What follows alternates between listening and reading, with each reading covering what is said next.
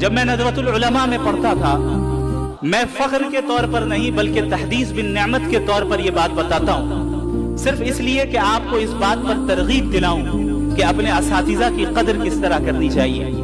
جب میں ندوۃ العلماء میں پڑھتا تھا تو حضرت مولانا سعید الرحمن الاعظمی دامت برکاتہم العالیہ محتمم دارالعلوم ندوۃ العلماء کے گھنٹے میں اکثر میں اس چیز کی کوشش کرتا تھا کہ میں ایسی جگہ پر بیٹھ جاؤں کہ حضرت جب کتاب پڑھا کر اٹھیں اور باہر کی طرف جائیں تو حضرت کو جوتے میں پہنوں۔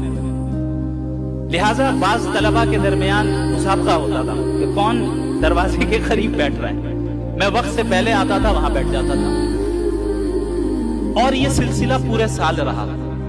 جب ان کی کلاس ہوتی، ان کا درجہ لگتا، میں انہیں جوتے پہناتا۔ حضرت نے پورے سال کچھ نہیں کہا۔ سال کے اخیر میں جب میں فارغ ہو رہا تھا، حضرت نے یہ جملہ کہا کہ آپ نے